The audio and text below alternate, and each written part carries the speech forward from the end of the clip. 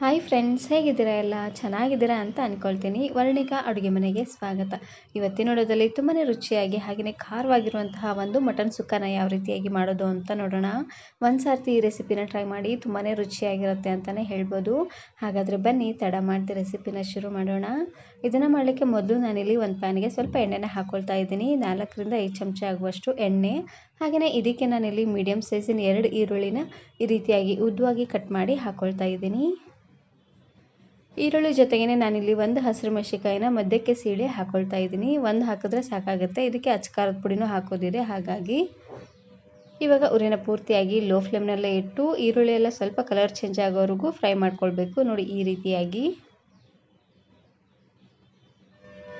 ಈರುಳ್ಳಿ ಎಲ್ಲ ಸ್ವಲ್ಪ ಕಲರ್ ಚೇಂಜ್ ಆಗ್ತಿದ್ದಂಗೆ ಇವಾಗ ನಾನಿಲ್ಲಿ ಅರ್ಧ ಕೆಜಿ ಆಗುವಷ್ಟು ಮಟನನ್ನು ಹಾಕ್ಕೊಳ್ತಾ ಇದ್ದೀನಿ. ಮಟನನ್ನು ಸ್ವಲ್ಪ ಉಪ್ಪು ಹಾಕಿ ಚೆನ್ನಾಗಿ ತೊಳ್ಕೊಂಡು ಇವಾಗ ನಾನಿಲ್ಲಿ ಕುಕ್ಕರ್ಗೆ ಮಟನನ್ನು ಹಾಕ್ಕೊಂಡು ಇದಕ್ಕೆ ಸ್ವಲ್ಪ ಉಪ್ಪು ಹಾಗೆಯೇ ಅರಿಶಿನ ಪುಡಿನ ಹಾಕ್ಕೊಂಡು ಒಂದು 3 ವಿಸಿಲ್ ಕೂಗಿಸಿದ್ದೆ. ನಾನು ತಗೊಂಡಿರುವಂತಹ ಮಟನ್ ಎಳೆದಿತ್ತು, ಹಾಗಾಗಿ ನಾನಿಲ್ಲಿ 3 ವಿಸಿಲ್ ಕೂಗಿಸ್ಕೊಂಡು ತಗೊಂಡಿದ್ದೀನಿ. ಮಟನ್ ಸ್ವಲ್ಪ ಬಲ್ತಿದ್ರೆ 5 ಅಥವಾ 6 ವಿಸಿಲ್ ಕೂಗಿಸ್ಕೊಂಡು ತಗೊಳ್ಳಿ. ಇದಕ್ಕೆ ನಾನಿವಾಗ ರುಚಿಗೆ ತಕ್ಕಷ್ಟು ಉಪ್ಪು ಹಾಗೆಯೇ 1/4 ಚಮಚ ಆಗುವಷ್ಟು ಅರಿಶಿನ ಪುಡಿ ಹಾಗೆಯೇ 1 ಚಮಚ ಆಗುವಷ್ಟು ಅಚ್ಕಾರದ ಪುಡಿನ ಹಾಕ್ಕೊಳ್ತಾ ಇದ್ದೀನಿ. ಇವೆಲ್ಲವನ್ನು ಹಾಕ್ಕೊಂಡು ಇವಾಗ ಚೆನ್ನಾಗಿ ಇದನ್ನು ಮಿಕ್ಸ್ ಮಾಡ್ಕೊಂಡು ತಗೊಳ್ಬೇಕು. ಎಲ್ಲ ಮಟನ್ ಪೀಸಸ್ಗೂ ಚೆನ್ನಾಗಿ ಉಪ್ಪು, ಖಾರ ಹಾಗೆಯೇ ಅರಿಶಿನ ಪುಡಿ ಎಲ್ಲ ಹತ್ಕೊಳ್ಬೇಕು. ನೋಡಿ, ಅಲ್ಲಿವರೆಗೂ ಲೋ ಫ್ಲೇಮ್ನಲ್ಲೇ ಇಟ್ಟು ಚೆನ್ನಾಗಿ ಇದನ್ನು ಮಿಕ್ಸ್ ಮಾಡ್ಕೊಂಡು ತಗೊಳ್ಳಿ.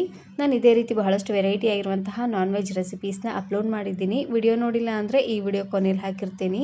ಇವಾಗ ನಾನಿಲ್ಲಿ ಮಸಾಲೆನ ರುಬ್ಕೊಳ್ತಾ ಇದ್ದೀನಿ. ಇವಾಗ ನಾನಿಲ್ಲಿ ಸಣ್ಣ ಮಿಕ್ಸಿ ಜಾರಿಗೆ ಅರ್ಧ ಕಟ್ಟಾಗುವಷ್ಟು ಕೊತ್ತಂಬರಿ ಸೊಪ್ಪು ಹಾಗೆಯೇ ಇದಕ್ಕೆ ನಾನಿಲ್ಲಿ 3 ಗೆಡ್ಡೆ ಆಗುವಷ್ಟು ಬೆಳ್ಳುಳ್ಳಿ, 2 ಇಂಚ್ ಆಗುವಷ್ಟು ಶುಂಠಿನ ಮೇಲ್ಗಡೆ ಸಿಪ್ಪೆನ ತೆಗೆದು ತೆಳ್ಳದಾಗಿ ಹೆಚ್ಚಿ ಹಾಕ್ಕೊಳ್ತಾ ಇದ್ದೀನಿ. ಶುಂಠಿ ಮೇಲ್ಗಡೆ ಸಿಪ್ಪೆನ ತೆಗೆದು ಈ ರೀತಿಯಾಗಿ ಸಣ್ಣದಾಗಿ ಕಟ್ ಮಾಡಿ ಹಾಕ್ಕೊಳ್ಬೇಕು. ಇಲ್ಲಾಂದರೆ ಬೇಗನೆ ಸಣ್ಣ ಆಗೋದಿಲ್ಲ. ಹಾಗೆಯೇ ಇದಕ್ಕೆ ನಾನಿಲ್ಲಿ ಲಾಸ್ಟಲ್ಲಿ ಚೆನ್ನಾಗಿ ಹಣ್ಣಾಗಿರುವಂತಹ 1 ಟೊಮೆಟೊನ ಹಾಕ್ಕೊಳ್ತಾ ಇದ್ದೀನಿ. ಆದಷ್ಟು ಚೆನ್ನಾಗಿ ಹಣ್ಣಾಗಿರುವಂತಹ ಹುಳಿ ಟೊಮೆಟೊನ ಹಾಕ್ಕೊಳ್ಳಿ, ಚೆನ್ನಾಗಿರುತ್ತೆ.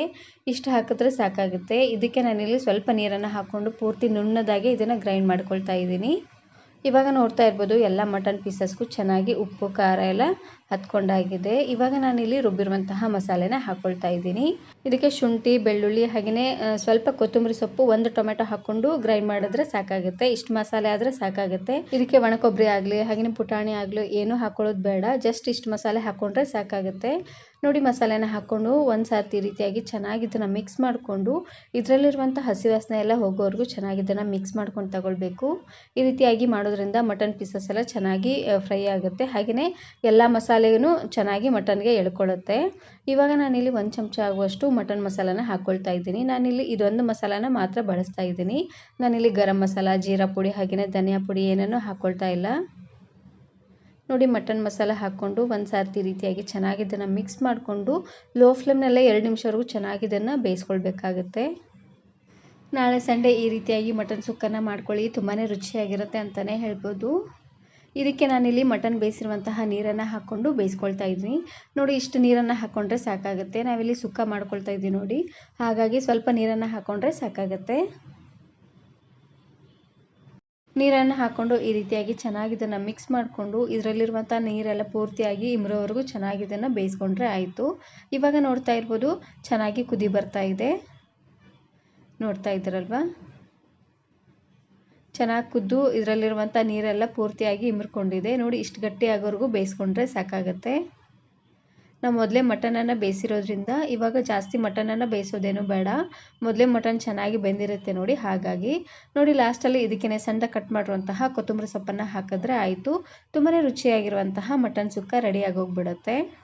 ಈ ಮಟನ್ ಸುಕ್ಕನ ನೀವು ಚಪಾತಿ, ರೋಟಿ, ಕುಲ್ಚಾ ಹಾಗೆಯೇ ಪರೋಟ ವೆರೈಟಿ ಆಗಿರುವಂತಹ ರೈಸ್ ಜೊತೆಗೆಲ್ಲ ಸರ್ವ್ ಮಾಡ್ಕೋಬೋದು. ತುಂಬಾ ಚೆನ್ನಾಗಿರುತ್ತೆ.